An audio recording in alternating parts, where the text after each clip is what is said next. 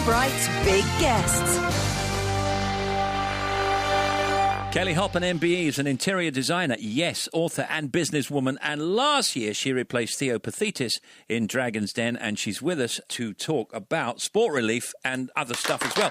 And here's Kelly. Good afternoon. How are you? I'm really well, thank you. Very nice to see you. And we were just saying that you were here with us, I think, 3 or 4 years ago, and unprompted, I said that somehow you're looking younger. Oh, you're so sweet. Didn't I? You witnessed to that. Completely and utterly unprompted, yes, you did. It was yeah. unprompted. You're such a charmer sometimes. Yeah, well, that is me. But it's not about me, it's about you.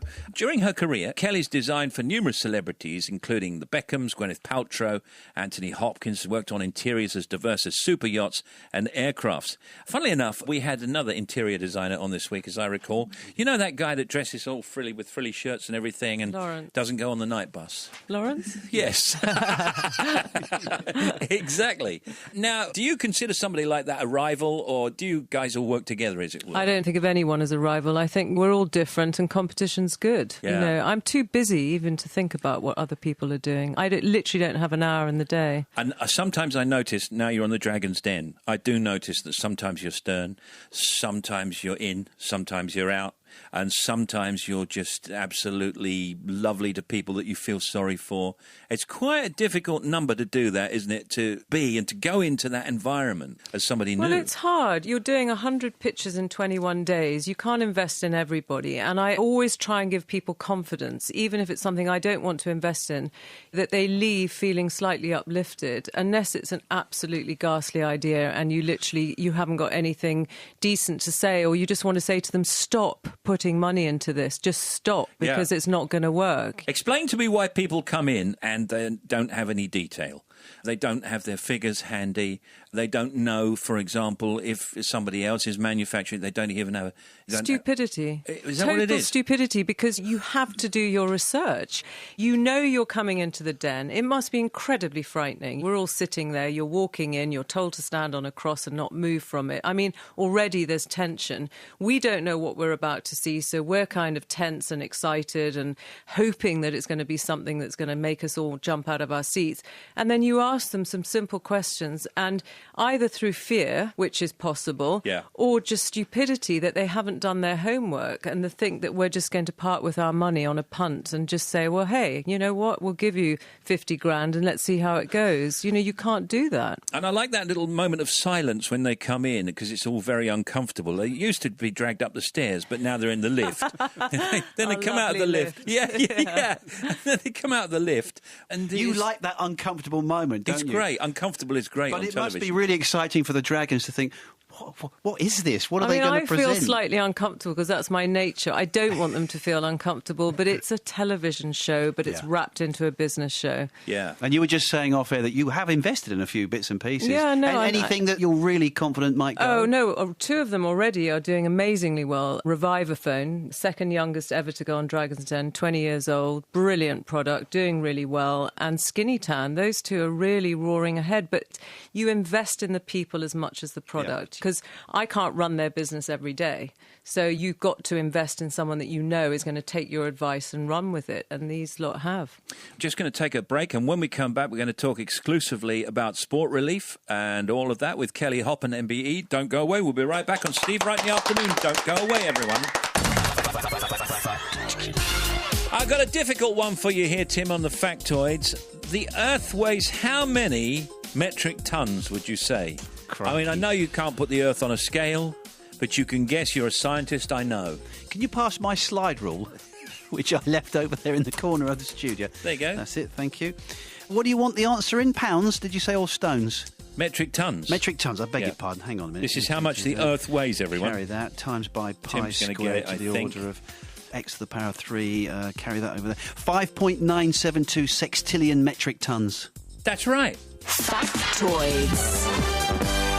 Now we're back with Kelly Hoppen, MBE, and at the beginning of the week, Kelly was in Kenya to see firsthand just how relatively small amount of money can be all that is needed to help women and girls in unimaginably tough situations turn their lives around and create lasting change for them, their families and their communities. And this is all for Sport Relief. So when did you get back? Tuesday morning. Wow, you must be tired already. No, I'm not. I came back feeling so uplifted by what I saw. And I know that sounds really odd because what I saw was horrific in the sense of how people are living there and the conditions that they're living in. But there is such an upside to what Sport Relief are doing and helping these women. And it's not just the money that they're giving them an infrastructure. And I mentor a lot of young kids.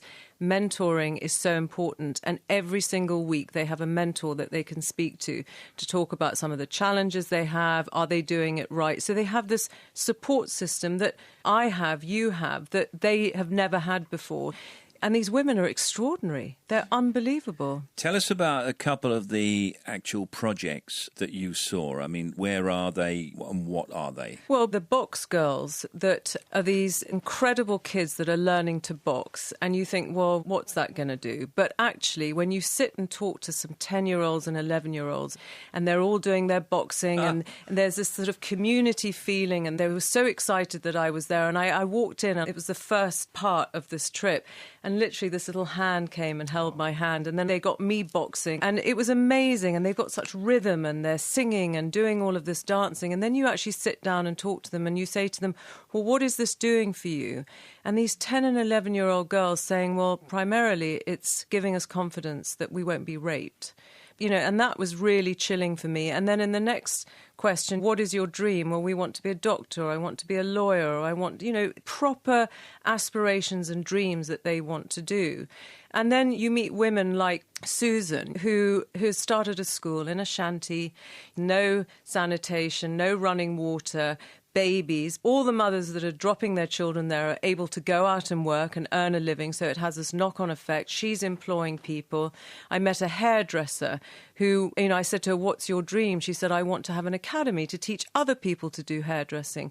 But all these women all said to me the mentor was the thing that was supporting them through this.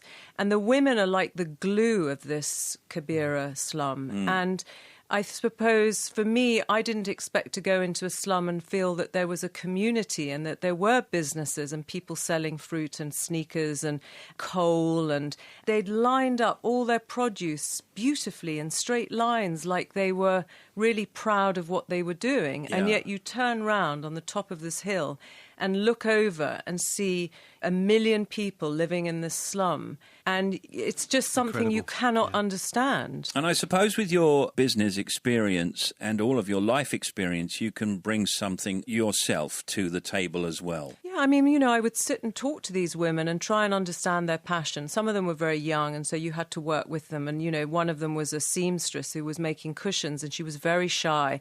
And I said to her, but, you know, tell me about your designs. I thought I'll come in left wing. Suddenly this book comes out, and she became really animated, and she was showing me how she was doing it. And I said to her, what has this done for you? And she just said, I used to be nobody, and now I'm somebody. And it was just, it still makes my hair stand on end. But, you know, yesterday the government has pledged to match what Sport Relief are doing, up to 10 million. And we need to keep talking about this and keep doing something, because there isn't a limit to the amount of money that can help countries to help these women, and it's important.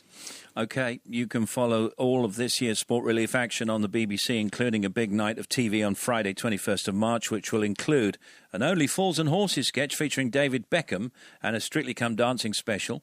Series 11 of Dragon's Den, by the way, finished last Sunday evening and included a new take on the Post-it note, a special backpack for children and babies' bibs with teethers built in.